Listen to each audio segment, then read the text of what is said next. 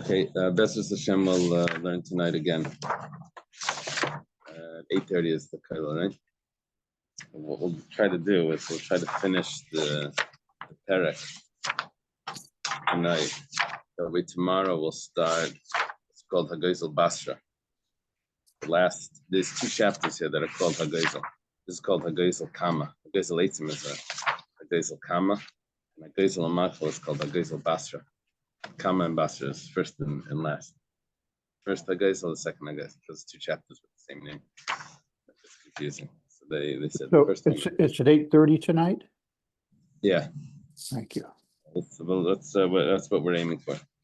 So today we're going to start on the Mishnah and Kuf Chesed Amud Beis. Is that correct? Is that where we left off? Yes.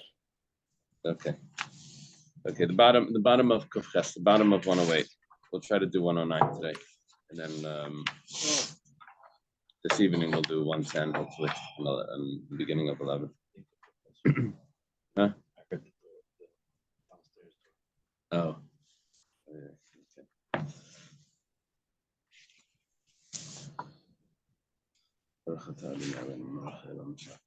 Sorry.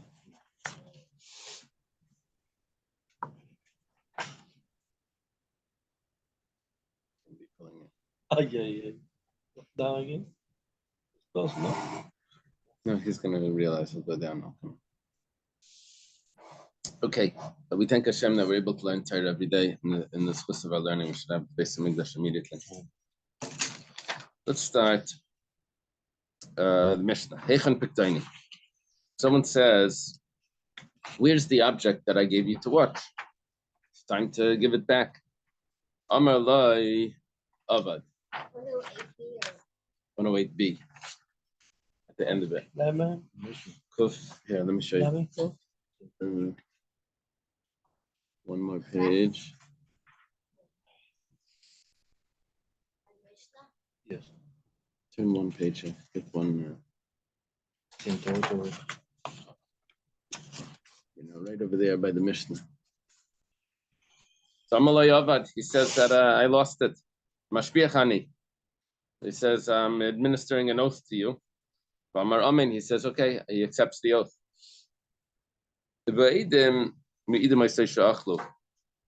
However, we catch him with witnesses, and the witnesses tell us that he actually has it on his own. He ate it. He's keeping it. So Mishalim Keren, he has to pay Keren. He has to pay for it. Now, the reason why he doesn't have to pay double, I think they put a floor down over there. That's why they locked it from both sides. You need something over there? Roof. Getting here. He says. You go all the way to the third floor, you walk across. Oh, I didn't know that. Okay, good. So downstairs, we put a sign saying, "Go to the main entrance." Right. Let me close it. There's nothing more people. Nobody No. comes anyway. Don't worry, it's fine. It's okay. It's fine. We'll figure it Everyone else must elevator. out. So the reason why he doesn't have to pay kefil is because you only pay kefil if you claim that it got stolen. That's called tayin tainas ganav. He didn't claim that it got stolen. He claimed that it got lost. He doesn't have to give an asham because he didn't admit he got caught. You only do the asham in the chaimish, right? If you admit this guy didn't admit he got caught. Let's say he did admit that he lied, he swore falsely. Mishalim Karen chaimish vasham. He has to pay the principal, which that he had to pay anyway.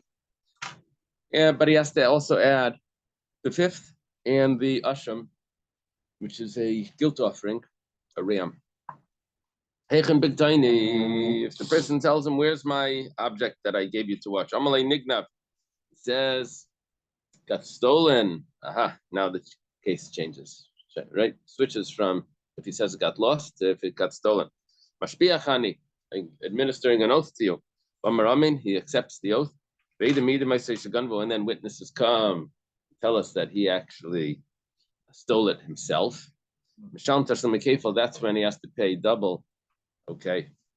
Let's say he admitted. So what's the rule when he admits? Then he doesn't have to pay the kefil because anyone that admits to a penalty is exempt from it. Then Mishalim Keren, Chaimesh Vasham. He has to pay the Keren. Pay a Chaimesh because of the oath. Normally, he didn't have to pay the chaimish because the kefil took care of the chaimish. It was included in it, right? Hagoizel, and he has to bring the guilt offering. Hagoizel, okay, this is where it gets interesting over here. Someone stole something from his father, v'nishbalai, and then he swore to his father that it wasn't him. Umeis, and the father died. Kills him.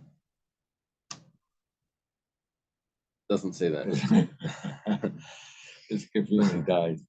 Harizim Mishalim Keren v'chaimesh. Drop the word by Asham. Labana v'lechav. He has to pay it to his brothers, which is the sons of the father, or to the father's brothers. But really, he would inherit before the father's brothers.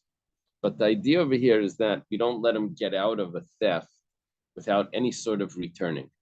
We don't say, well, he inherited it anyway, so let him just keep it.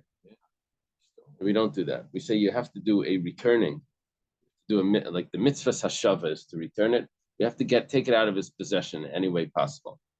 The main writer, if he wants to get out of this from this returning, or if he maybe doesn't have money to return it, so what he can do is there is a slight solution. What he does is loive, he borrows money. Then he takes the property that he stole and he returns it to his brothers or to his uncles. Okay? What happens now, Bali Chayiv, the people that he owes the money to, Ba'an v'Nifraim, they come and they take the property back from the brothers or from because there was a lien on it, so it was a mortgage. So what happened is he does get rid of the property, he does get rid of the stolen item, but in the end he gets the money for it. He does get it back because he gets it back because the borrower had a lien on it. Is that from Marshall? Oh, I saw that. Okay. He gets the money back. He inherits it. The actual item that he took, he returns. Right. It could be it was money. He returns it. Let's say He borrowed all the money to give it, so he gives it back. But it's what we're dealing here is probably with land. I had a question on similar to that. Before we learned that the heirs, like the father committed the robbery. Father, when in the previous case. The father committed, so then the heirs were responsible for repaying. However, it's only if it was an actual item. The heirs were responsible if they inherited land from the father. If not, from what I remember, they weren't responsible. There were two things. If there was an actual item that the father stole, like a talus, that was supposed to return that. If it didn't exist, then I thought they were exempt from repaying the father's. Not if they inherited. If they inherited land, then they have to pay back. They could get a lien on the land and return the amount. Okay. Over here, it's the opposite case. It's not the father stole and he died. Here, the son stole from the father. So when the father dies, he inherits the estate, so he should really just keep it. He shouldn't have to pay anyone back. Saying no, there's a mitzvah hashava, he has to return it. But let's say he doesn't have enough money to eat for food and this.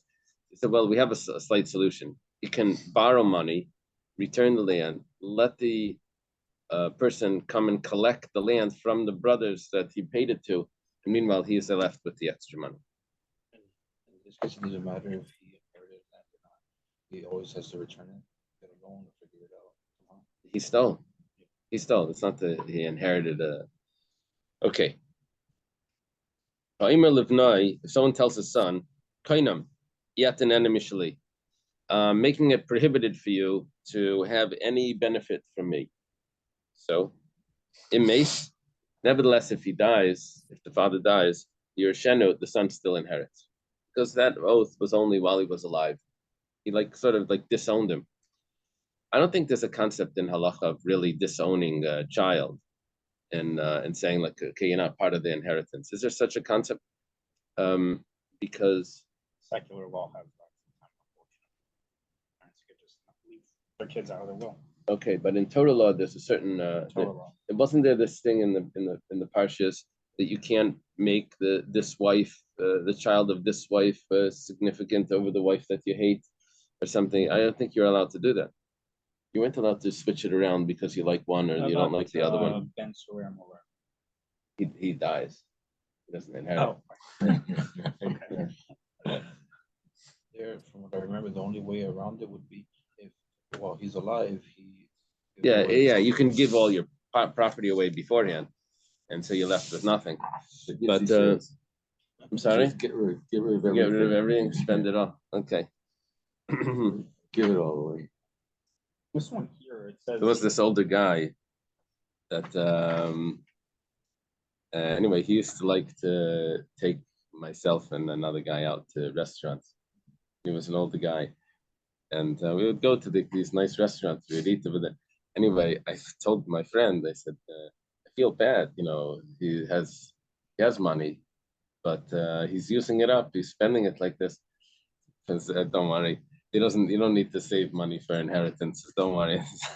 It doesn't do anyone any good. It's fine. Let him enjoy it. Okay.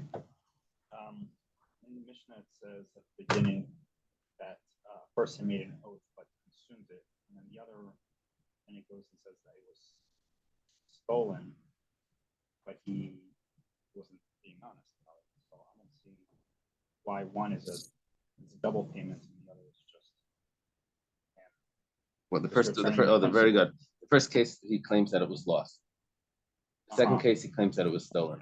The rule is that if he claims that it's lost, he doesn't have a double payment on that, even if he was the one that took it. And if he claims that no, because he didn't really, it was given to him as a deposit that he was supposed to be watching it. He only has to replace it. It's a special halach if he claims that it was stolen, that it's as if he stole, it's as if he was a thief and he has to pay. If he claims that it was lost, then he doesn't have to make a double payment. That's a special halacha. So I mean, just for next time, they should know to say it was lost instead of saying it was stolen. Yeah, but he doesn't want to say that. The reason why he wants to say that it was stolen, even though it could get into trouble, is because lost is a little bit more negligent than stolen. Mhm. So he'd rather not look like that much I of guess you want a to find out more negligent. about this. Okay. So this case where it's paid to the father's brothers, Yeah. I guess this is assuming it's a case where he was the only inheritor, Right. because Right. otherwise the issue would be Otherwise, his it would be brothers. his own brothers. Right. Right. Right. So I assume that this is a Takana Rabbanim. Yeah. 100%. And so they're really stretching this is a kanas, they're really stretching to prevent someone from doing this. Because Trying to make a mitzvah hashava. They're trying to it's a token hashava.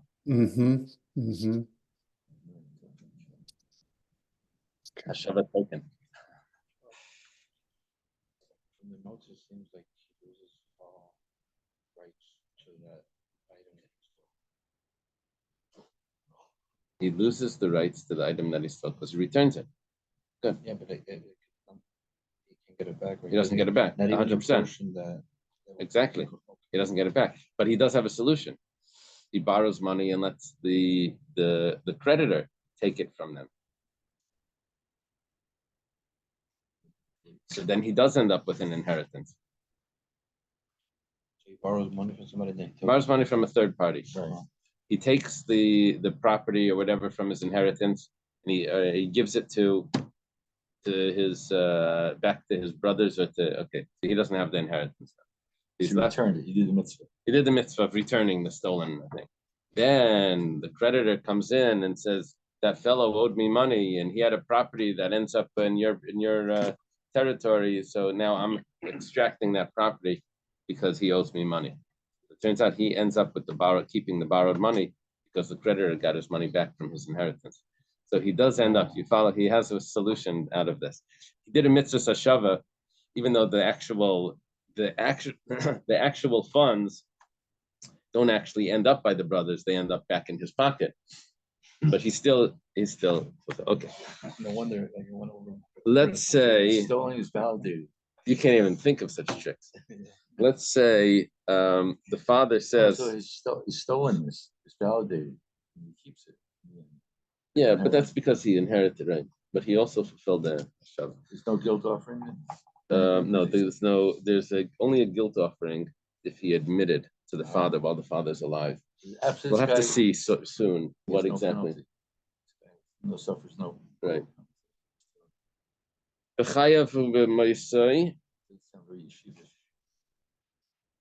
Okay. If the father says you can't have any benefit from me while I'm alive and after I die, so then in May he doesn't inherit him. Now, this doesn't really mean, this can't mean that he totally doesn't inherit him. What it means is that he does actually inherit, but he's not supposed to benefit from the inheritance. So what he does is he gives it over to his brothers or to his uncles. And if he doesn't have food or to eat and he wants to be able to benefit from the inheritance, then loive, he borrows money, he gives the inheritance to the brothers, and then the creditors come and take from there, and then he'd be allowed to benefit from the borrowed money.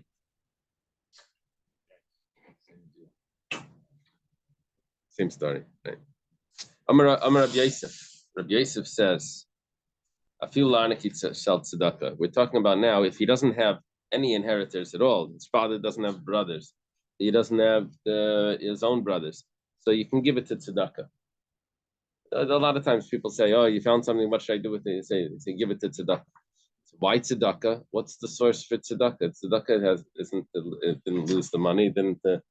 This is concept of giving to. You take it out of your possession. You give it to tzedakah. Amar of Papa v'tzarich she'er misegez alavi. He has to actually say when he's giving it to tzedakah, he has to say this is stolen from my father. So he's actually making an announcement that he's actually doing the returning of the. There's no one to return it to, but at least he's announcing that he's returning it. Amai, the Gemara has a question. Let him forgive it to himself. He's the owner of the estate. Let him just say, instead of returning it, say, I forgive you. He's now the new father. So I forgive you, me. I forgive me. The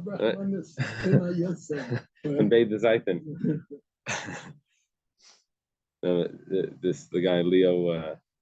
This is a guy labeled Goldshare. He was a Holocaust survivor. I told you this, but he used to walk. We had two canes. He would walk with two canes.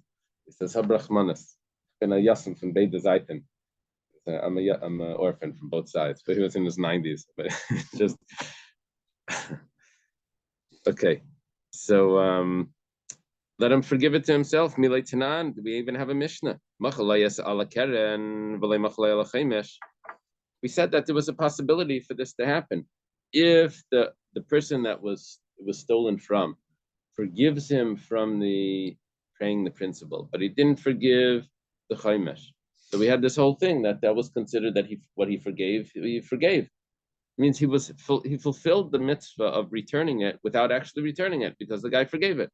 So why over here also we should say that he could fulfill the mitzvah of returning it without actually returning it, just by forgiving it.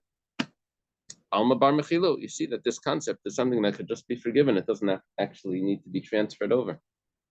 Amar Rabbi Yechanan. Yechanan says, "Leikasha." It's not a question. Why? Because Rabbi Yisrael Rabbi Akiva. Because there's a machlaikas.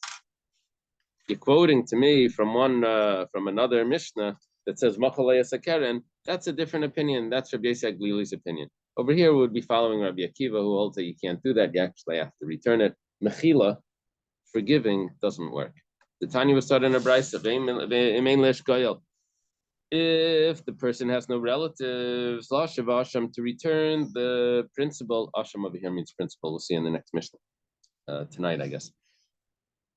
To return the principal, asham means the guilt. We're going to learn tonight at 8:30. Bezos Hashem. Is it possible that there's a Jewish person that doesn't have any relatives? We're talking about when someone stole from a convert, and it was a convert that wasn't married or didn't have children, so that's why there was no relatives, right? His wife, he doesn't have a wife, and he doesn't have children. And how do you go back? There's no relatives back, lineage going up. So, hooray, let's say someone stole from a convert, and he swore to him that it wasn't him. He didn't steal. And then he heard that the convert died. And he was bringing the money to Yerushalayim because the rule is that you have to give it to the Kayanim that are working at that time. Because there's no inheritors, but you have to return it. And what do you know? The guy's still alive. So what are you doing here? I was returning it to the Kayanim. So the ger says, Zakfel of B'milva. You'll give it to me later. He turned it into a debt. He said, you owe it to me. You owe it to me, but you'll pay me later. Maybe you don't want to carry it. Maybe you don't. He's bringing pennies. I don't know. He said you'll pay me later. Umeis. Now the convert dies. Okay, so now zacha hala b'masha biyadei, because when a convert dies, all his property becomes ownerless. If someone stole something, that has to go to Kayanim. That's a different halacha. But his house, and all his possessions, people are just going to run in and grab whatever they can because there's no one to take it. I think in America the government confiscates it or something. The government takes it. But over here, people just come in if someone dies without any inheritance. The government takes it. And what exactly does it go to? It goes to the government. Usually, it goes to the state government in which it's located. State government. Okay. It's called as cheating. What is it called? ESCHEAT. S cheating. It's cheating to the state. But usually there's a process where you can go and claim it if there was a mistake. But if you're a distant relative, you can go in and take it if you're the closest. Oh, that I don't know. You need to talk to the tax and wills lawyer in the room. When he needs it. Where's Yitzi? But here, every day in the courthouse, they print like everyone that passed and all their possessions, and it's public records to the last penny that they have in the bank account. Then what? That's known, right? Yeah, it has a Swiss account that doesn't have a name attached to it. They don't know. What was the story with? I think Rabbi Kreisworth. I don't remember the whole story. I'm going to mess it up, but someone told him, and it was in a concentration camp, and a guy told him, "Listen, I have a Swiss account. In there, this is my bank account number, and this is the thing, whatever. If you ever find my son, let him know." Anyway, he looked for this and I couldn't find him. But the son somehow shows up on a bus and he's there. He says, what's your name? This and that. The guy says his name. He says, was your father this guy? He says, yeah. He says, what are you doing? He says, I'm collecting money because I'm making a wedding. He says, I can take care of you. He remembered the number, and the guy was became a wealthy man. That was in America. I don't remember where it was. In England or something. Anyway, the Swiss people became very wealthy because they took all the money, because they have a law that if the money is there like untouched for several years, like they take it. Oh, really? So that's what happens. I didn't know that. Everyone that passed during the Holocaust, they took their money. I didn't think so. I thought there was a way of getting it. It's like 10 years. If you leave it there okay. for 10 years, they keep it. So this is what happened over here is that the guy throwing out my Swiss Army knife. Wow, it's got a what happens over here is that because the convert, the ger, gave it to him as a loan, so when the convert died, he's the first one that has possession of it, so he acquires it. Now he had stolen it first. So over here, he fulfills the mitzvah of returning it, and without returning it, he just keeps it, and we don't have any mitzvah that he needs to return it. Not like what we said in our Mishnah, where you have to get it out of your possession. But this is the opinion of Rabbi Yossi Aglili. That's Rabbi Yossi Aglili's opinion. Now comes along Rabbi Akiva. Rabbi Akiva and Rabbi Yossi Aglili are contemporaries. Some say sometimes Rabbi Yossi Aglili is considered a student, but he's like a Talmud Chaver. He's a student friend. If on the charts, he's probably like a little bit lower. He's Same time? smaller font. Same time. Okay. Rabbi Akiva mainly takana. Rabbi Akiva says no. You have to take it out of your possession. The Rabbi Yossi Aglili, the Gemara explains, we're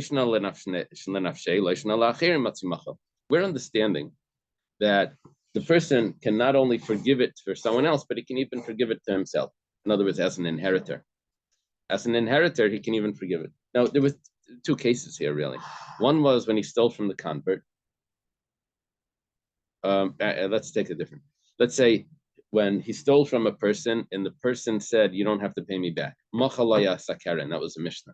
That's clearly when another person is forgiving him of the theft. That for sure works. But not only that, but even if he's the inheritor and he stole from his father, he can even forgive it to himself. That's what we're understanding. Well, okay. Now, the case with the convert is a little bit confusing, because how significant is it that the fact that he gave it to him as a loan? He said, you'll pay me later. Now, is that significant? If that is very significant, then it's only because it was someone else that forgave him, that told him, don't worry about the theft, you'll pay me later, and it's now turned into a loan. Then that meant that he was forgiven for the theft.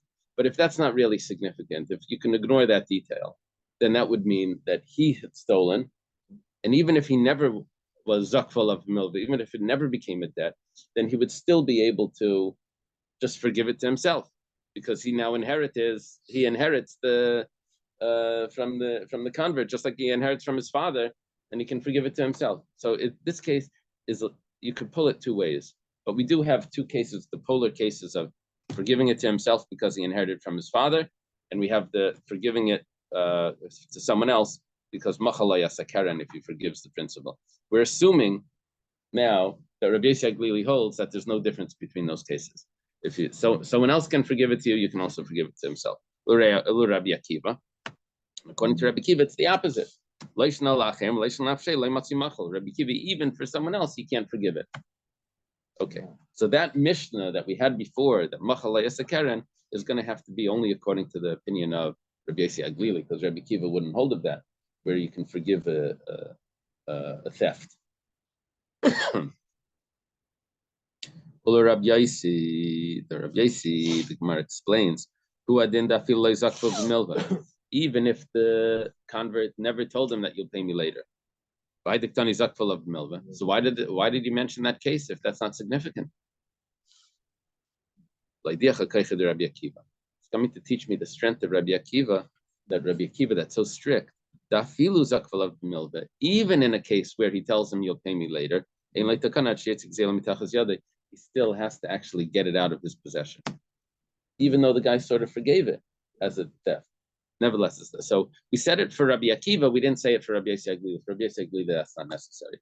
He could even forgive it to himself. That's the opinion of Rabbi Yochanan. Maskefla Rav Sheshes. I don't know how Rav Sheshes asks Rabbi Yochanan a question. He wasn't in Israel. Maybe someone said it over.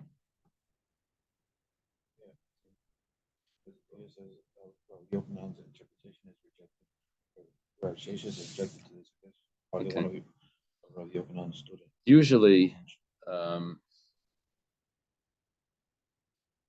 okay, he didn't ask it directly to him, he asked it. If that's the case, the way you're saying it, that Rabbi Yossi Aglili and Rabbi Akiva are arguing with to polar machlekes. So then, Why don't we have a case where Rabbi Yossi Aglili is going to tell me that a person can forgive it to himself, for example, if he inherited from his father? We never had a Mishnah that said that. The only Mishnah that we have is the opinion of Rabbi Yossi Aglili that the convert gave it to him as a loan instead of paying back the theft. Let us have a case. Let Rabbi Yossi Aglili speak up in the case where he inherits from his father, and he, instead of paying it to his brothers, he can keep it to himself and say that I forgave it. I forgave me. Right? Why don't we have that case? And Rabbi Akiva, and for a case for Rabbi Akiva, l'shamin la'acherim. Remember, we had a case where we said someone forgave him for the keren, or forgave him for the chaimesh. That would have been a perfect case for Rabbi Akiva to say it doesn't work. And over there, we didn't say anything. Let's use the case of Machalei Keren. And Rabbi Akiva would say that it doesn't work. And for sure it shouldn't work for himself. In other words, we're asking if it's really a polar machlekes, then let Rabbi Yossi Aglili speak up at this extreme and say it's acceptable, and let Rabbi Akiva speak up at that extreme and say it's not acceptable. And we didn't do that. We just had them arguing about this middle sort of case. So what happens at the end? Well, Elam Rav Sheshes says, Hava ha Rabbi Yossi Aglili. Actually, all the cases over here that we're talking about is really Rabbi Yossi Aglili. That means the case of Machalei Keren and the case of the father is really Rabbi Yossi Aglili. And now let's explain. Rabbi Yossi Aglili was lenient. He says, Ki Kamma Rabbi Yossi Aglili, the Matzi Machal. When does Rabbi Yossi Aglili say that you're allowed to forgive it? Remember the case of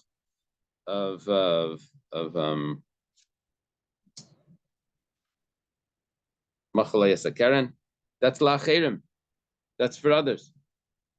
Someone else can forgive. Instead of you paying him, he can say, you don't have to pay me. Aval enafshay. But in a case where he inherits from his father, he cannot forgive himself. He can't say, I forgive me. Someone else can say, I forgive you for the theft. But you yourself can't say, I forgive me.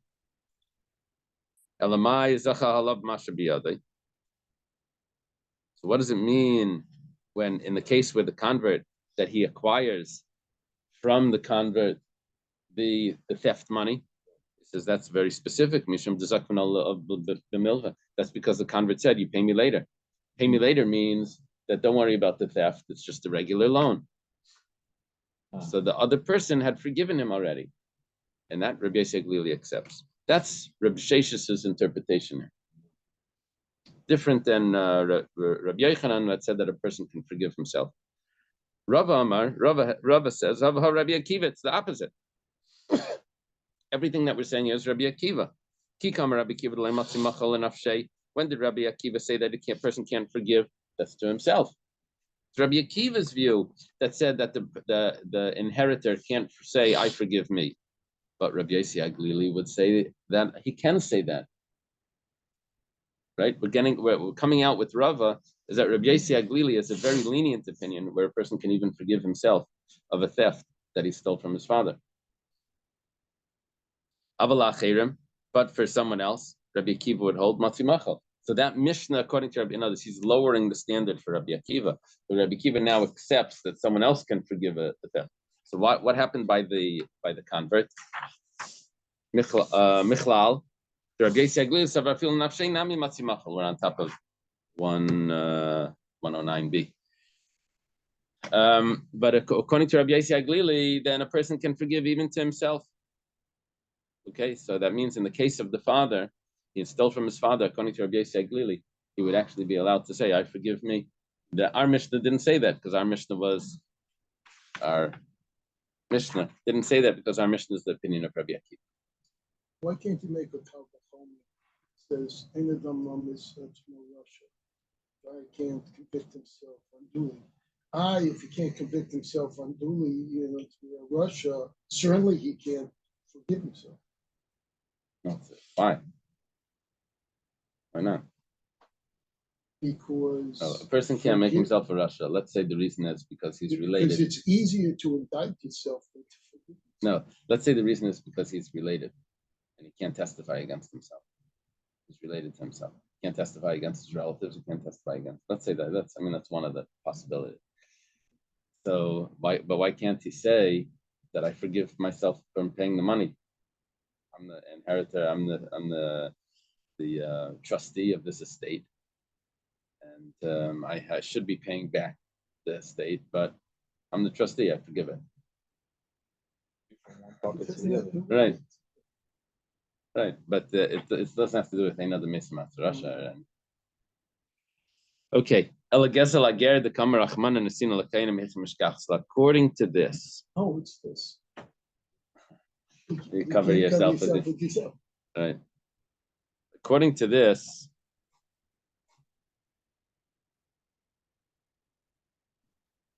what's the reason why someone needs to put a yarmulke on top of his hair? I can't demonstrate that. So let's say his head is covered, he has hair. Or maybe he's supposed to cover the hair. The same by the women. They cover their hair with hair. Yeah, that's a separate covering. It could be woven the hair, it could be hanging, that's a different story. Okay. And you have to cover the cover. Yes. This thing about returning stolen money to charity. That case, right? Yeah. So let's say a guy steals from he's a professional robber. He can't possibly return. It's always people. Yeah. So this is, look, I got this fortune I've stolen from you. I'm gonna give it to you. Give it to Yeshiva. Yeah. Yeshiva says, I'm not taking stolen money. Can Tzedakah say that?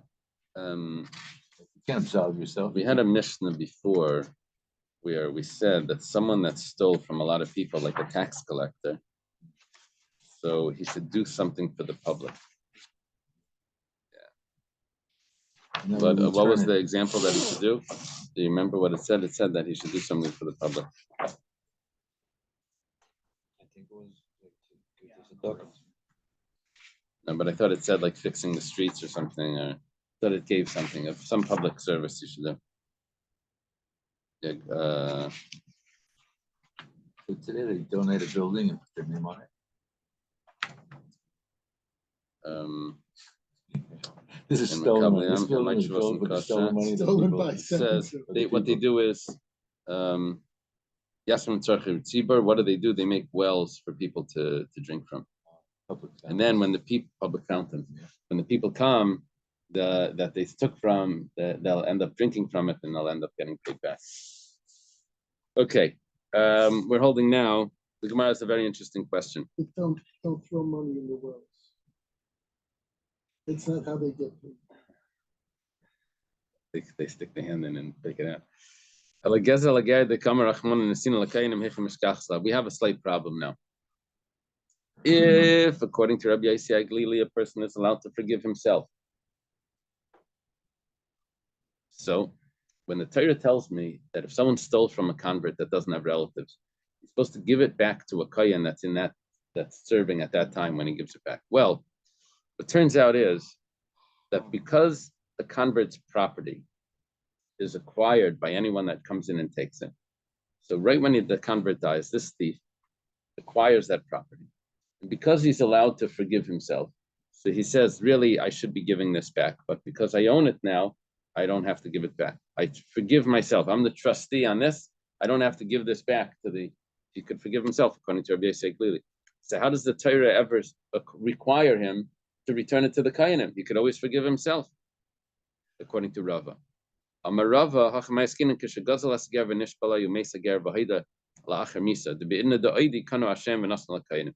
It's only in one specific case, according to Rava. He's talking about when he stole from the convert says, you stole from me. He swears to him that he didn't. And then the convert dies after he already swore to him.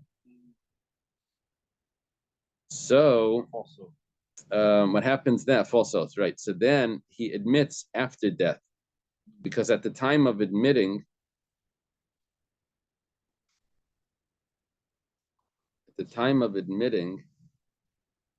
then it goes directly to Hashem. And then how do you get rid of it? You have to give it to Hashem. That isn't going to stretch a hand out and take it. So you give it to the Kohanim. And that's considered like giving it to Hashem. However, if while he was alive, while the convert was alive, the person admitted to him that he stole, then until he pays it back, it's considered like a loan, and he would have acquired it already, according to Rabbi Yossi Glili, and then he won't have to pay it back. So it's only because he never admitted while he was alive. So in other words, the zakvan alav b'milveh here is significant. Otherwise, it goes, it's acquired by Hashem immediately when the convert dies, not by the person that stole it. You follow? There's a difference between when he admits. And even if the convert didn't say, "Oh, pay me later," it would be considered a loan when he admits to the convert. Once he admits to the convert, then he has to pay back. And that at that point, when he has to pay back, it's like considered a loan. Whenever a court says that you have to pay something, it's considered like a loan. At that point, at that time, right? So you have all the halachas, which is interesting. You have the halachas of how you're not allowed to what's it called? You're not allowed to bother the person to pay back. What's it called? What's the harass? You're not allowed to harass the person. The halachas of harassing the borrower apply after a verdict in the court. You can't harass him to pay. People violate this all the time. Yeah. All the time. This, in certain cases, the guy gets emails like where's the payment? Where's the payment for November, for December? Where's the payment for February? It's like I thought you told me. Are you saying that those halachas do not apply before the yes, Din? yes apply. Yes, they do. They do apply. They do In apply. other words, when the Bezdin says at the verdict, he owes this person the amount of money, all the halachas that apply to someone that borrows money about So it harassment. applies both before and after the verdict. Yeah, but before they're arguing. Before the verdict, they're arguing. You owe me money. You took this. You didn't pay that to this and that. And then comes the verdict. Becomes a regular loan. We know what the price is. You have a payment plan. Can't harass. Yeah. But you can't harass him before the verdict either, can you? If you know he doesn't have the money to pay. Yeah, that depends if it was a loan or other things. There was they're arguing about salaries on this partnership, and a regular case. Yeah. Okay. The classic cases, at least that I was on, was these partners where one of them is supposed to take the profits. One of them put the capital in, other one's doing the work, right? And then, but there's no profits coming out. Meanwhile, the guy that's doing the work, he keeps getting better, fancier leases and more vacations, and there's no.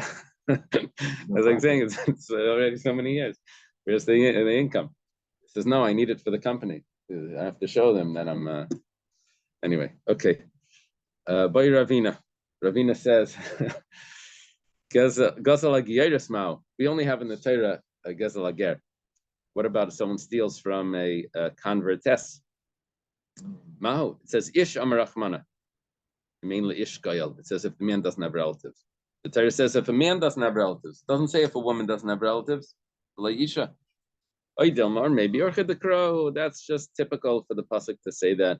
The Torah usually uses the masculine. It means if. What do you want to say? It. It's not going to say it. So it says he. Okay. So Amalei, this is a unique name. Amalei Ravaran Ravina. Ravaran says to Ravina, Tashma, come and listen to Tanya. It says in the Braisa, Ish, Ainli Ela Ish, Ishaminain, how do we know a woman as well? Shloimer Hamushav, but it says it's returned. It says twice in the pasuk. Lahashiv Hasham Hamushav. To Harikan Shnaim, it says it twice. So that means that we're dealing with two, including the woman. Imkain Matam Alayim. So why do you say a man if you mean woman as well? We said man to exclude a katan. Isha to tzarich lachzor of nish legaylim imlav. Katan yet to tzarich lachzor of bidur shein legaylim. We make a safe assumption that a child under 13 did not have any children. Theoretically, it's possible, but it's assumed that that's not the case. And under 13, there's no father that's under 13. So therefore, if it's a man, then you have to find out, are there inheritors? If it's a child, you don't have to find out if there's inheritors. You don't have to search, as long as you know there's no siblings. Here would be a convert. So, okay. Taner Rabbanan. Starting a brisa. Lashem lakayin. See if I should do this or stop. Yeah, we'll go do just another few lines. Kanu Hashem. What really happens is that Hashem acquires it, and the way it's returned is b'nasam lakayin shebeis mishmar. You give it to the kayin that's working at that time, at the time when you come to return it. It's maybe it's any kayin that you want. How do you know it's the kayin at that time? Besides for the sacrifice that's brought, the guilt offering. So we're talking about that the returning is given to the kayin. Besides for the sacrifice, it means obviously the kayin that's working at that time, he would be the one to bring the sacrifice. Tan Rabbanan, start in a brisa. Let's say someone stole from that maybe the person that stole was a kayin. You should say like this: who am I giving it to? Giving it to a kayin? I'm a kayin. I'll take it for myself. If other people give it to him, he should for sure get his own. Just like something that he doesn't have a portion of until he gets it. Once he gets it, no one takes it away from him. Talking about what was given to him. If he does have a portion in it before he gets it, for sure no one should be able to take it away from him. So, like Gemara says, when it came to gifts that are coming from someone else, so no one else has a portion of it either. No other kainim until it's given to them. That